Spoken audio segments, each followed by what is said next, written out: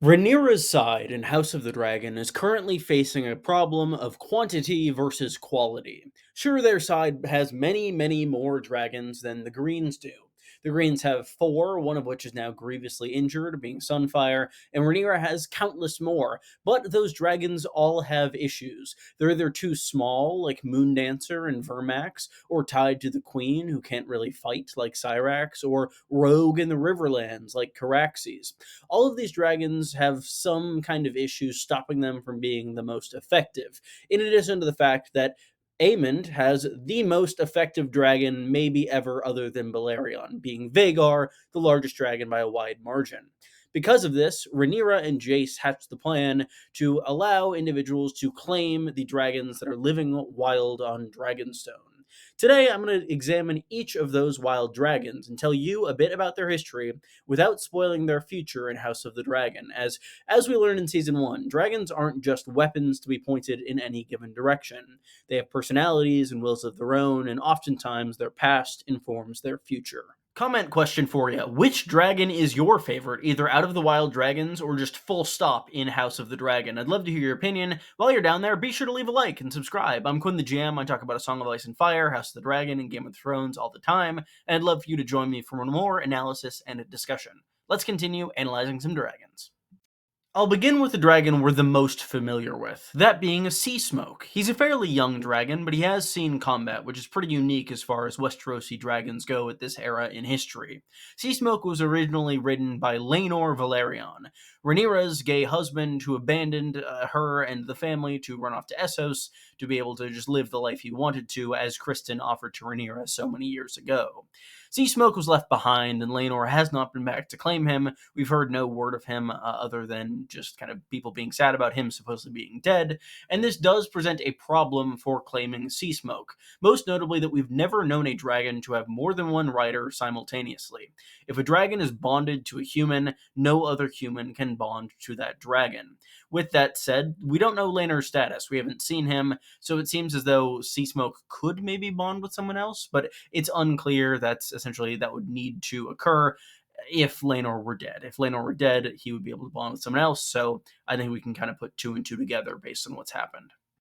Seasmoke has mostly been cited around one character this season, that being Addam of Hull. Addam is a bastard born in a town just south of Driftmark, and he does seem to be a pretty interesting character. His brother has interacted a lot with Corlys. He's actually the one who saved Corlys, and Addam himself just seems to be a shipwright. There's not a ton else going on with him, other than the fact that he and his brother have some connection to the sea snake. It's unclear what that might be. They're his bastards, pretty clearly. Though in the book, it is claimed that they are Laenor's bastards. I think it's pretty clear here that they are not Laenor's. With that said, him not having any necessarily dragon blood, since Corlys is Valyrian, he is also Velaryon. Velaryons aren't dragon riders, though. Given the fact that there's no Targaryen blood in Addam, this does have some interesting implications for the dragon lore of it all, though we do know that dragons can bond with individuals who aren't Targaryens. The next two are something of a matched set. I'm going to start with Vermithor, who's my favorite of the Unclaimed Dragons and has, I'd say, the coolest dragon name. Vermithor has had one previous rider, that being the Old King, Jaehaerys I, who we saw in the first scene of the entire series. Jaehaerys was a very well-loved king. He was known as the best king that Westeros ever had, even in the modern story, and given the fact that this war is very much about symbols of legitimacy, having someone on Rhaenyra's side, having claimed Vermithor, the dragon of the most legitimate king ever, could be a great PR victory for Rhaenyra. With that said, Vermithor is quite old and thus quite large. He and Silverwing, who we'll get to in a second here, are likely the only dragons who could, at least in size, really contest Vagar, as we saw how Meleys did, also being a fairly old and large dragon.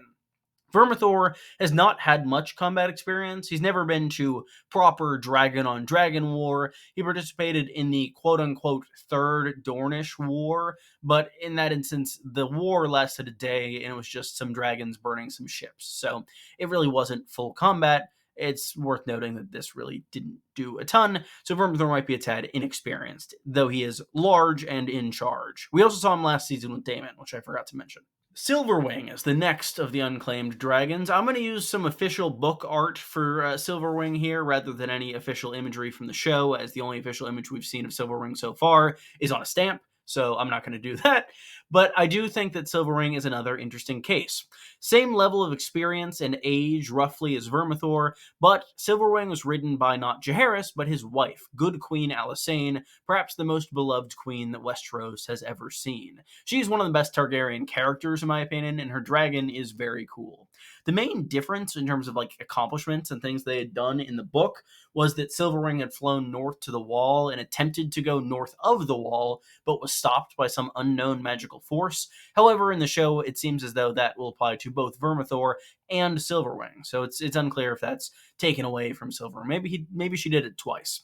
It's also worth noting that Vermithor and Silverwing were married, no, not married. They were ridden by a married couple, and many people think that these two dragons are essentially mates. There are thoughts that certain other dragons might be children of theirs, and it is my personal theory that anybody who rides Vermithor has to be in love with the person who rides Silverwing, and I am considering that absolutely canon for the future House of the Dragon. You'll see what I mean.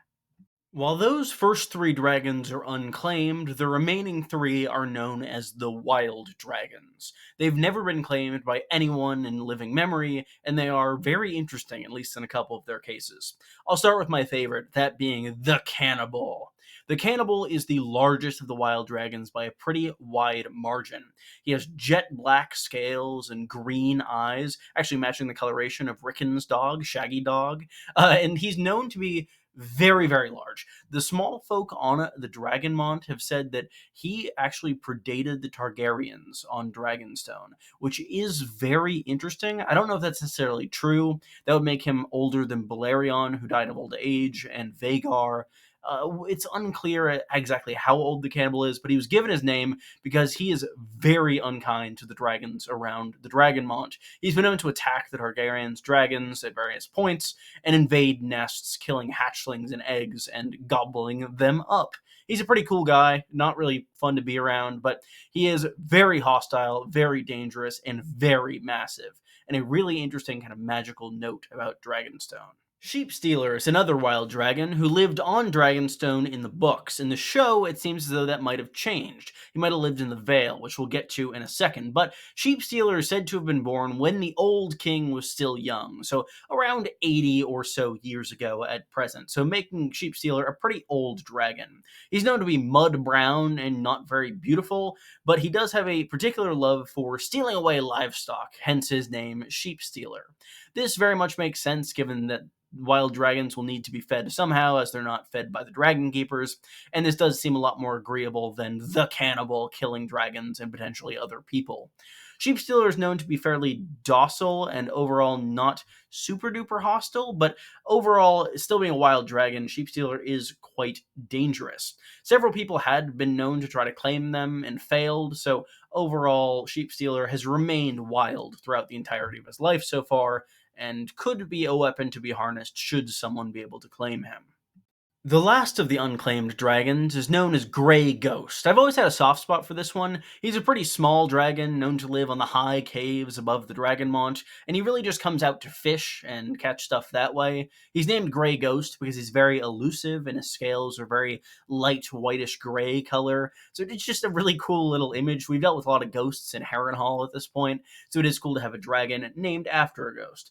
With that said, he is a fairly young and small dragon. It's worth thinking about maybe who hatched him or where he came from, but overall, Grey Ghost really hasn't done much so far in the series, and it seems as though is one of the less useful dragons that someone could claim in order to aid Rhaenyra's cause. So, that has been the history of the unclaimed dragons on Dragonstone. Do you have a favorite of these dragons? I'd love to hear your opinions in the comments below. While you're down there, be sure to leave a like and subscribe. It really helps me grow the channel. It's free, and overall, I'd just really appreciate any support.